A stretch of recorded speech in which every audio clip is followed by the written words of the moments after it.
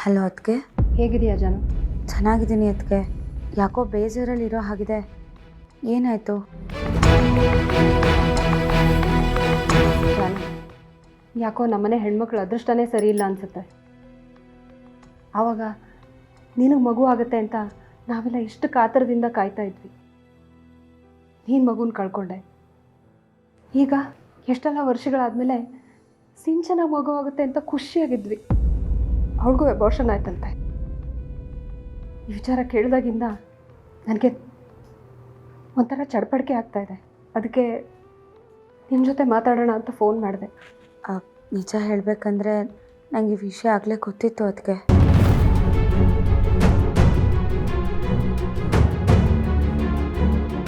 ಏನು? ನಿನಗೆ ವಿಷಯ ಮೊದಲೇ ಗೊತ್ತಿತ್ತಾ? ಮತ್ತೆ ನನಗೆ ಯಾಕೆ ಹೇಳಿಲ್ಲ ಜಾನು? ನನಗೆ ಮಾತ್ರ ಅಲ್ಲ, ಭಾವನಾ ಅಕ್ಕಂಗೂ ಗೊತ್ತಿತ್ತು. ಇಬ್ಬರು ನಿಮಗೆಲ್ಲ ಹೇಳೋಣ ಅಂತಲೇ ಇದ್ವಿ. ಅಷ್ಟರಲ್ಲಿ ಸತ್ಯನಾರಾಯಣ ಪೂಜೆ ಇದೆ ಅಂತ ಧರ್ಮರಾಜ್ ತಾತ ಅವರು ನಮ್ಮನ್ನೆಲ್ಲ ಕರೆದಿದ್ರು. ಅಲ್ಲೂ ಸರಿಯಾದ ಸಮಯ ನೋಡಿಕೊಂಡು ಅಪ್ಪ ಅಮ್ಮಗೆ ಹೇಳೋಣ ಅಂದ್ಕೊಂಡ್ರೆ ಅಲ್ಲಿ ಮಾವ ಮತ್ತು ಅಮ್ಮ ಒಂದಾದರು. ಎಷ್ಟೋ ವರ್ಷಗಳ ತಪಸ್ಸಿನ ಹಾಗೆ ದೇವರು ವರ ಕೊಟ್ಟಷ್ಟು ಖುಷಿಯಾಗಿದ್ದರು. ಎಲ್ಲರ ಮುಖದಲ್ಲೂ ಅಷ್ಟು ಸಂತೋಷ ಇತ್ತು. ಆ ಸಮಯದಲ್ಲಿ ಮತ್ತೆ ವಿಚಾರ ಎಲ್ಲ ಹೇಳಿ ನೋವು ಮಾಡಬೇಕು ಅಂತ ಅನಿಸ್ಲಿಲ್ಲ ಅದಕ್ಕೆ. ಅದು ಸರಿ, ನಿಮಗೆ ಯಾರು ಹೇಳಿದ್ದು? ನಿಮ್ಮ ಅಣ್ಣನೇ ಮನೆಗೆ ಬಂದು ಎಲ್ಲರ ಹತ್ರನೇ ವಿಚಾರ ಹೇಳಿದ್ರು. ಆದರೆ ಜಾನು, ಹರೀಶ ಬೇಜವಾಬ್ದಾರಿ ಮನುಷ್ಯ ಅಂತ ನನಗೆ ಗೊತ್ತಿತ್ತು. ಆದರೆ ಸ್ವಂತ ಮಗುವಿನ ವಿಚಾರದಲ್ಲೂ ಇಷ್ಟು ಬೇಜವಾಬ್ದಾರಿಯಿಂದ ನಡ್ಕೋತಾನೆ ಅಂತ ನಾನು ಅಂದ್ಕೊಂಡಿರಲಿಲ್ಲ. ನೋಡಿ, ಅವನಿಗೇನು ಅನಿಸ್ತೋ ಬಿಡುತ್ತೋ, ಆದರೆ ಅವನಿಂದಾಗಿ ಸಿಂಚನ ಅಂತೂ ತುಂಬ ನೋವು ಅನುಭವಿಸ್ತಾ ಇದ್ದಾಳೆ. ಹೌದು ಅದಕ್ಕೆ. ಅಣ್ಣ ಆಗಿ ನಮ್ಮನ್ನೆಲ್ಲ ಚೆನ್ನಾಗಿ ನೋಡ್ಕೊಳ್ತಾ ಇದ್ರು ಪರವಾಗಿಲ್ಲ, ಆದರೆ ಮದುವೆ ಮಾಡ್ಕೊಂಡಿರೋ ಹೆಂಡತಿನೂ ಚೆನ್ನಾಗಿ ನೋಡ್ಕೊಳ್ಳಿಲ್ಲ ಅಂದರೆ ಹೇಗೆ? ಪಾಪ ಅದಕ್ಕೆ. ಮಗು ಬಗ್ಗೆ ಎಷ್ಟು ಆಸೆ ಕನಸುಗಳನ್ನ ಇಟ್ಕೊಂಡಿದ್ರು ಗೊತ್ತಾ? ಅವ್ರಿಗೆ ಈ ವಿಚಾರ ಗೊತ್ತಾದಾಗ ಅಳ್ತಾ ನನ್ನ ಮಗು ನನಗೆ ಬೇಕು, ಎಲ್ಲಿದೆ ಹೇಳಿ ಅಂದಾಗ ನಮಗೆಲ್ಲ ಏನು ಮಾಡಬೇಕು, ಹೇಗೆ ಸಮಾಧಾನ ಮಾಡಬೇಕು ಅಂತಲೇ ಗೊತ್ತಾಗಲಿಲ್ಲ. ಅವರು ನರಳಾಡಿದ್ದು ಇನ್ನೂ ನನ್ನ ಕಣ್ಮುಂದೆ ಹಾಗೆ ಇದೆ ಅದಕ್ಕೆ. ಇಲ್ಲ, ನೀವೆಲ್ಲ ಸುಳ್ಳು ಹೇಳ್ತಾ ಇದ್ದೀರಾ. ನನಗೆ ಗೊತ್ತು, ನೀವು ಬೇಕು ಅಂತ ಸುಳ್ಳು ಹೇಳ್ತಾ ಇದ್ದೀರಾ. ನನಗೆ ಸರ್ಪ್ರೈಸ್ ಕೊಡಬೇಕು ಅಂತ ನನ್ನ ಮಗುನ ಬಚ್ಚಿಟ್ಟಿದ್ದೀರಲ್ವ ಡಾಕ್ಟರ್. ದೇವರು ನಮ್ಮೆಲ್ಲರ ಜೀವನದಲ್ಲಿ ಸಂತೋಷನ ಹೆಚ್ಚಿಗೆ ಬರದೇ ಇಲ್ಲ ಅನಿಸುತ್ತೆ. ನಿನ್ನೆ ಪಾರ್ಟಿನಲ್ಲಿ ನಾವೆಲ್ಲರೂ ಎಷ್ಟು ಖುಷಿಯಾಗಿದ್ವಿ ಗೊತ್ತಾ? ಆ ಖುಷಿನ ಕಿತ್ಕೊಳ್ಳೋದಕ್ಕೆ ಅಂತಲೇ ದೇವರು ಕೆಟ್ಟ ಸುದ್ದಿನ ಕೊಟ್ಟ. ಈ ವಿಷಯ ಕೇಳ್ತಿದ್ದಾಗೆ ಅತ್ತೆ ಅಂತೂ ತುಂಬ ನೋವುಪಟ್ರು. ಅವ್ರನ್ನ ಸಮಾಧಾನ ಮಾಡೋಷ್ಟರಲ್ಲಿ ನಮ್ಗೆ ಸಾಕಾಯ್ತು ನೋಡು. ದೇವ್ರು ಯಾಕೋ ಮೇಲಿಂದ ಮೇಲೆ ಅತ್ತೆಗೆ ನೋವುಗಳನ್ನ ಕೊಡ್ತಾನೆ ಇರ್ತಾನೆ. ಅದಕ್ಕೆ ನಮ್ಮ ಹಣೆ ಬರದಲ್ಲಿ ಬರ್ದಿರೋದಕ್ಕೆ ದೇವರನ್ನ ದೂಷಣೆ ಮಾಡಿದ್ರೆ ಏನು ಪ್ರಯೋಜನ ಹೇಳಿ? ನನಗಾಗಲಿ ಅದಕ್ಕೆಗಾಗಲಿ ಮಗು ಜೊತೆ ಬಾಳೋ ಯೋಗ ಇರಲಿಲ್ಲ ಅನಿಸುತ್ತೆ. ಅದಕ್ಕೆ ಹೀಗೆಲ್ಲ ಆಯಿತು. ಬೇರೆ ಯಾರೋ ಮಾಡಿರೋ ತಪ್ಪಿಗೆ ನಾವೆಲ್ಲ ಅನುಭವಿಸ್ತಾ ಇದ್ದೀವಿ. ಅದಕ್ಕೆ ಹೀಗಾಗಿದೆ ಅಂತ ಗೊತ್ತಾದ ಮೇಲೆ ನಂಗೆ ಎಲ್ಲಿಗೆ ಹೋಗೋಕ್ಕೂ ಮನಸ್ಸಿರಲಿಲ್ಲ. ಆದರೆ ಏನು ಮಾಡೋದು, ಹೋಗಲೇಬೇಕಾಯ್ತು. ಅಲ್ಲಿ ಎಲ್ಲರೂ ಮುಂದೆ ಬೇಜಾರು ಮಾಡ್ಕೊಂಡು ಕೂತ್ರೆ ಚೆನ್ನಾಗಿರಲ್ಲ ಅಂತ ನಕ್ಕೊಂಡಿದ್ದೆ ಅಷ್ಟೆ. ನನಗಂತೂ ಏನು ಹೇಳಬೇಕು ಅಂತಲೇ ಗೊತ್ತಾಗ್ತಾ ಇಲ್ಲ ಜಾನು. ನಿಮ್ಮ ಅಣ್ಣಂದ್ರಿಗೆ ಬುದ್ಧಿ ಬರೋವರೆಗೂ ನಮ್ಮೆಲ್ರಿಗೂ ಈ ಪಾಠ ತಪ್ಪಿದ್ದಲ್ಲ ನೋಡಿ.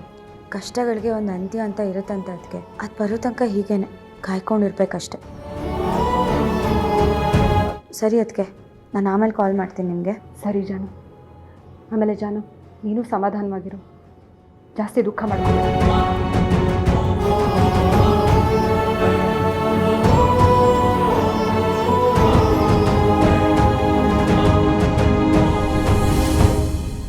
ನೋಡಿ, ಈಗ ಆ ಹೆಂಗ್ಸು ಎಲ್ಲಿದ್ದಾರಂತ ಹೇಳ್ತೀರಾ ಇಲ್ವೋ?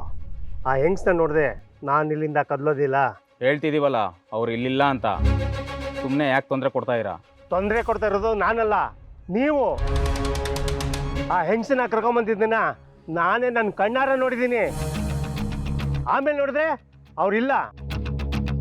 ಅವತ್ತೆಲ್ಲ ಹುಡುಕಾಡಿದ್ರೆ ಆ ಅಮ್ಮ ಸಿಗಲಿಲ್ಲ. ಇವತ್ತು ಹುಡುಕಾಡಿದ್ರು ಕೂಡ ಈಗಲೂ ಸಿಗ್ತಾ ಇಲ್ಲ. ನಿಜ ಹೇಳಿ, ಆ ಹೆಂಗ್ಸನ್ನ ಏನು ಮಾಡಿದ್ರಿ? ಎಲ್ಲಿಟ್ಟಿದ್ದೀರಾ ಅವ್ರನ್ನ? ಹಲೋ, ಏನು ಪದೇ ಪದೇ ಬಂದು ನಮಗೆ ತೊಂದರೆ ಕೊಡ್ತಾ ಇದ್ದೀರಿ ನೀವು? ನಮ್ಮ ತಾಯಿ ನೋವಿನಲ್ಲಿದ್ದಾರೆ ಅಂತ ನಾವೆಲ್ಲ ಕಷ್ಟಪಡ್ತಾ ಇದ್ದೀವಿ. ಇಂಥ ಪರಿಸ್ಥಿತಿನಲ್ಲಿ ಯಾಕೆ ಹೀಗೆ ಆಡ್ತಾ ಇದ್ದೀರಿ?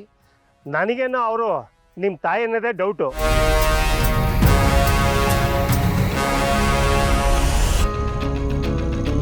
ನಿಮ್ಮಿಬ್ಬರು ನೋಡ್ತಿರ್ರಿ ಅಮ್ಮ ಮಗ ಅನ್ನೋ ಹೋಲಿಕೆನೇ ಇಲ್ಲವಲ್ಲ. This is ridiculous. ನೋಡಿ, ನನಗೆ ನಮ್ಮ ತಂದೆ ಹೋಲಿಕೆ ಜಾಸ್ತಿ ಇದೆ, ತಾಯಿದು ಕಮ್ಮಿ ಇದೆ ಅಷ್ಟೇ. ನಾನಿದನ್ನು ನಂಬಲ್ಲ ರೀ. ನಿಮ್ಮಂಥ ದೊಡ್ಡ ದೊಡ್ಡ ವ್ಯಕ್ತಿಗಳು ಒಳ್ಳೊಳಗೆ ಎಂಥ ಕೆಲಸ ಮಾಡಿದ್ರಂತ ನನಗೆ ಚೆನ್ನಾಗಿ ಗೊತ್ತು. ದೊಡ್ಡ ದೊಡ್ಡ ಕಾರಲ್ಲಿ ಓಡಾಡಿದ ಕ್ಷಣ ನೀವು ಹೇಳಿದಂಥ ಮಾತನ್ನ ನಂಬುವಂಥ ವ್ಯಕ್ತಿ ನಾನಲ್ಲ. ನಾನು ದೊಡ್ಡ ವ್ಯಕ್ತಿ ಅನ್ನೋದು ನಿಮಗೆ ಅರ್ಥ ಆಗಿದೆ ಅಲ್ವಾ? ಆದರೂ ಹೀಗೆ ನಾಲ್ಗೆನ ಯಾಕೆ ಹರಿ ಬಿಡ್ತಾ ಇದ್ದೀರಿ? ನಿಮಗಿಂತ ಹೆಚ್ಚು ದುಡ್ಡು, ಇನ್ಫ್ಲುಯೆನ್ಸ್ ಎರಡೂ ನನ್ನ ಹತ್ರ ಇದೆ. ಬೇಕಾದರೆ ಜೀವನ ಪೂರ್ತಿ ನೀವು ಕಂಬಿ ಎಣಸೋ ಹಾಗೆ ಮಾಡಬಹುದು. ಈಗ ತಾಳ್ಮೆಯಿಂದ ಮಾತಾಡ್ತಾ ಇದ್ದೀನಿ. ನನ್ನ ಮನಸ್ಸು ಬದಲು ಮಾಡೋಕ್ಕೆ ಮುಂಚೆ ಇಲ್ಲಿಂದ ಹೊರಟು ಬಿಡಿ. ನನಗೆ ಹೆಂಗ್ಸ್ ಎಲ್ಲಿದ್ದಾರೆ ಅಂತ ಗೊತ್ತಾಗೋವರೆಗೂ ನಾನು ಇಲ್ಲಿಂದ ಹೋಗೋದಿಲ್ಲ. ಹೇಳಿ, ಆ ಹೆಂಗ್ಸ್ ಎಲ್ಲಿದ್ದಾರೆ? ಅವ್ರು ಆಸ್ಪತ್ರೆಯಲ್ಲಿ ಇದ್ದಾರೆ ರೀ. ನನ್ನ ತಾಯಿಗೆ ಟ್ರೀಟ್ಮೆಂಟ್ ನಡೀತಾ ಇದೆ. ಓಹೋ, ಸರಿ. ಯಾವ ಹಾಸ್ಪಿಟಲ್ಲು? ನೀವೇನು ನನ್ನ ಸಂಬಂಧಿಕನ? ನನ್ನ ಜೀವನದಲ್ಲಿ ಆಗಿರೋ ವಿಷಯನಲ್ಲಿ ನಿಮ್ಮ ಹತ್ರ ಒಂದು ಹೇಳ್ಕೊಳಕ್ಕೆ. ಹಿಂದಿನ ಸರ್ತಿ ನೀವು ಪೊಲೀಸ್ನವ್ರು ಕರೆಸ್ದಾಗೆ ನಾನು ಈ ಸಲ ಕರೆಸ್ಬೇಕಾಗತ್ತೆ. Mind your words. ಅಬೌಟ್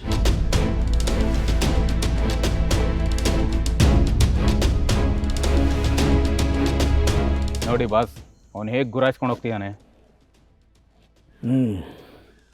ಈ ವ್ಯಕ್ತಿಯಿಂದ ಮುಂದೆ ತೊಂದರೆ ಆಗ್ಬೋದು ಅಂತ ಅನಿಸ್ತಾ ಇದೆ. ಇವನ ಮೇಲೆ ಒಂದು ಕಣ್ಣಿಟ್ಟಿರು ಪ್ರದೀಪ.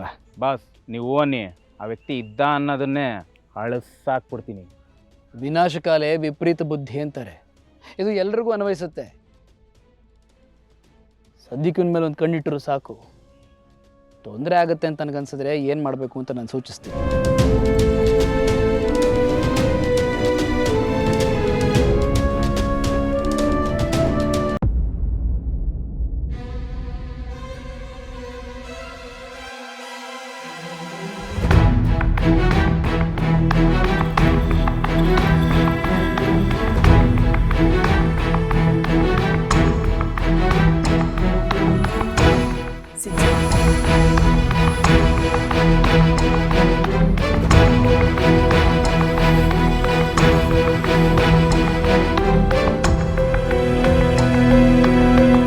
ಸಮಾಧಾನ ಮಾಡ್ಕೋ ಸಿಂಚನ, ಸಮಾಧಾನ ಮಾಡ್ಕೋ. ನಮಗೂ ವಿಷಯನೇ ಗೊತ್ತಾಗಿರ್ಲಿಲ್ಲ. ಈಗ ಗೊತ್ತಾದ ತಕ್ಷಣ ನೀನೇನು ಮಾತಾಡ್ಸ್ಕೊಂಡು ಹೋಗೋಣ ಅಂತ ಬಂದ್ವಿ. ಇಂಥ ಸ್ಥಿತಿಲಿ ನಿನಗೆ ಹೇಗೆ ಸಮಾಧಾನ ಹೇಳಬೇಕು ಅಂತಾನೆ ಗೊತ್ತಾಗ್ತಾ ಇಲ್ಲ. ಸಿಂಚನ, ನೀನು ನೋವು ಅರ್ಥ ಆಗುತ್ತಮ್ಮ. ಮಗು ಬಗ್ಗೆ ನೀನೆಷ್ಟೆಲ್ಲ ಕನಸು ಕಂಡಿದ್ದೆ, ಏನೆಲ್ಲ ಅಂದ್ಕೊಂಡಿದ್ದೆ. ಆದರೆ ಏನು ಮಾಡೋದು?